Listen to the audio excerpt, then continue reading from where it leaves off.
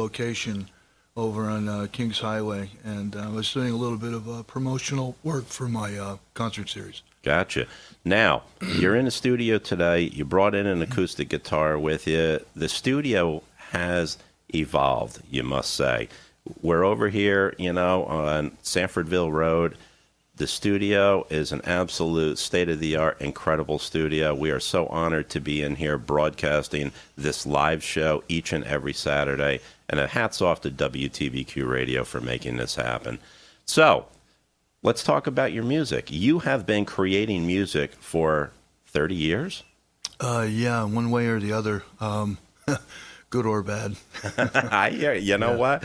You are speaking of a true musician for sure. We have had some ups and downs, haven't we, along the way? Yes. That's the life of if you want to do, something that is inspiring, and you have to stick with it. And that's right. Perseverance. Yes. All right. So you've been creating music for the past 30 years. You're originally from northern New Jersey? Yes, originally. Okay, and you moved to this area particularly? Or? About 12 years ago, I had a life change, and I wound up in the beautiful, Hudson Valley, and I've been here for about the past more than that, for almost about 10 years now in the Warwick area. All right, so now let's talk about the meat and potatoes of the show. Let's talk about your music. You've been creating music for 30 years, original music? Mostly original music, yeah. Of course, we all start out trying to emulate our heroes, That's right. And, doing, covers and... Now, what makes your music a little different or a little special than say, the average musician? Well, I try to... recently, I've been... really enchanted with the open tuning, and I know a lot of guitarists do this, but... Can you explain what that is to our listeners? Yeah, that's it's where you take the guitar and you would tune to an open chord, or you would tune to a different kind of configuration on the guitar to create a certain sound.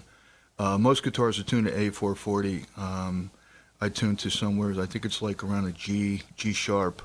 And it's combined with a frequency that I think is more pleasing to the ear, to the human ear, in an analog way. How did you even think of doing something like that? How did that come about? Because you're the first musician I've had in here, and since I've been broadcasting this show, that has brought that up. How did that come about? Well, it came about through a couple of artists that I came across during the late '90s. Michael Hedges being one of them. He was like a pioneer acoustic guitarist who played, and he almost invented a whole new style of playing, of tapping and alternate tunings. And as far as I'm concerned, he was the master. And then the summer of 2016, I went up to see the Canadian Guitar Festival up near Kingston, Ontario. Right. And I saw like Anton Dwelfour, Don Ross, and a guy named Preston Reed, who did a lot of tapping, and it's almost like they're playing rhythm on a guitar. Now, I'm not very good at that, but I was so impressed with that, and I was so inspired with that, I decided that that's the direction that I wanted to go in. I know exactly what you're talking about. I have heard and seen, guitarists do that, and I've always wondered, how in the world are they doing that? They're playing two different instruments at the same time, which is pretty incredible. So look, why don't we get to some music? You brought in a CD. We got a couple songs on it. You got your acoustic guitar. We're going to hear a couple of live songs. What's the first song we're going to see off of your CD? The first one is called Tibetan Lullaby, and it's a very meditative piece. And I've had the honor of having a friend of mine join me on piano. His name is Rave Tassar, and he's the piano player for a band called Renaissance. Ladies and gentlemen, Mr. Stephen Conahay.